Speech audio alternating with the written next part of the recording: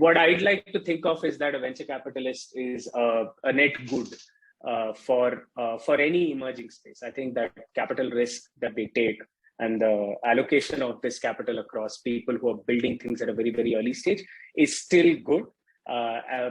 What this model becomes later on in Web3, I honestly don't have any idea. But for any Web3 founder starting today, your interaction with a venture capitalist is going to be extremely important. You're going to have to do it today to get the right amount of funds to, and obviously mentorship and connects that will help you make fewer mistakes that are going to be critical to your journey as a Web3 founder. So when you're interacting with a VC for the first time, I think that, we have the privilege of talking to a lot of these guys, and some of the smartest people that I met work at venture capital firms.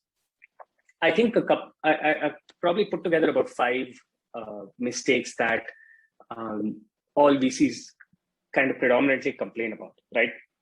And because at BuidlersTribe we are more focused on the founder, my articulation of these mistakes are going to be very personal to the founder's journey, not necessarily to the startup or what needs to be in place before you raise money and so on, right? So the first thing that most startups perhaps don't get right is good storytelling, and I can't stress on this enough. Our minds are generally tuned to want a linear storyline. Why did something start? Where did the idea come from? What did you do about it? Where is it now? What is your vision of this? And how does this fit in this idea of your world that it gets to? And there are many frameworks for storytelling, but you've got to have that in which you're able to communicate where you come from, where you are, and where you want to get to in the product that you're building. This helps a venture capitalist understand your motivations as a founder. And quite honestly, this is quite easy to overcome if you're clear about why you're doing this. And if you're clear about why you're doing this, do a good job of communicating that to people. And this means being succinct, to the point, and having a storyline that kind of builds on the back of what is already there. So most founders, regrettably from the technology side of things, also not everybody, I've met some exceptional tech storytellers as well, but tech background storytellers as well. But I think the one thing that most founders get wrong is not being able to craft a story that articulates that journey really well. The second, big issue is you're a startup at the end of the day, and you're not going to know everything. But knowing which parts of this whole puzzle you don't know is important, or at least having an idea of this is very, very important. A very good friend of mine who runs one of the biggest CeFi exchanges, CeFi products in the world, recently told me this, that, when I was pitching to VCs, I used to think that not knowing certain things is going to be detrimental to my raising money from them.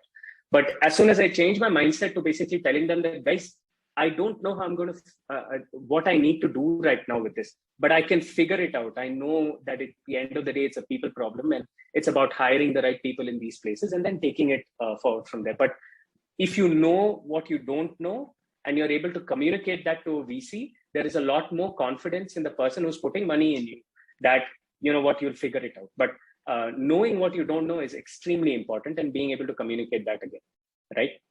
The third thing may be subjective, but as an early stage VC, as an early stage founder, you're doing a lot of the work, right? And having a little bit of tactical know-how in the area of your expertise. You could be a marketing founder, you could be a tech founder, you could be a product founder, but having that tactical know of how the work is done to achieve the vision of your company is quite important. Now, this does 2 things. One is that it shows that the founder knows how to build what they want to build. And 2 is that when you hire, you at least know why you're hiring somebody, right? And I always look for this in the investments that I make. As a tech founder, one of my questions to them is, okay, if you're going to hire, what are your next 10 developers going to work on? And if there is a very strong functional objective answer to that, I at least know that these guys are functional experts themselves. And overall, when you hire good people, a large part of their retention is how they look at you and the respect that they have for you. And knowing how to do something and then asking somebody else to do it generally kind of takes your you in their mind, takes you up a few notches. So that's I look for that at an early stage founder as well. The other thing is when you have a co-founder, having clear role demarcations, or at least knowing how the roles will evolve later on, is something that's really important. Usually when you've got 6 or 7 co-founders put together doing the same thing, it just starts to look like a lot of chaos. And that generally is not a good sign for the money that you're putting in.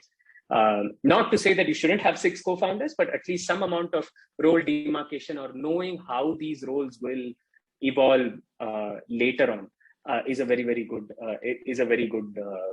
thing to have. And generally, look, when you're finding co-founders, having complementary skills is extremely important, and that solves for it in the beginning. But it's a big red flag for a VC that when you know that both all the co-founders kind of do the same thing and are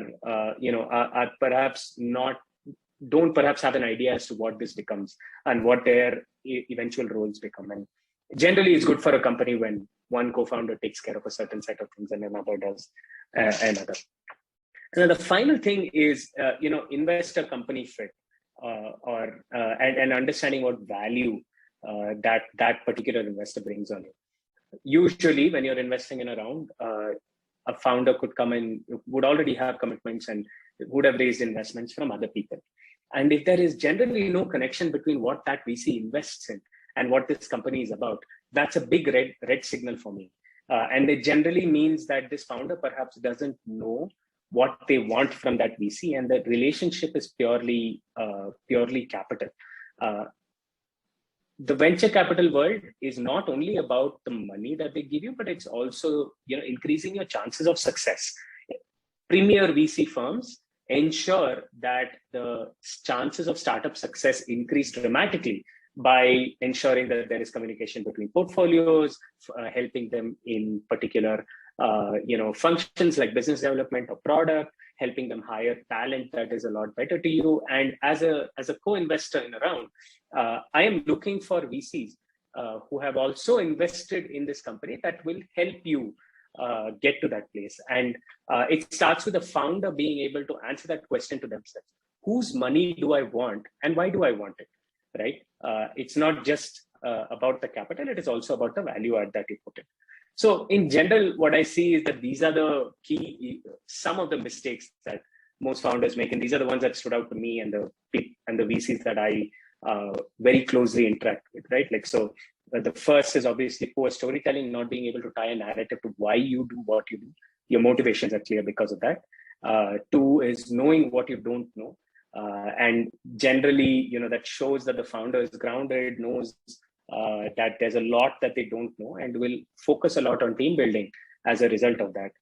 3 is tactical know-how in their functional expertise, which means that at least the functions that they take care of, which ideally should be critical to the product's survival in the beginning, is something that this founder can do themselves and also delegate meaningfully to a team of equally competent people.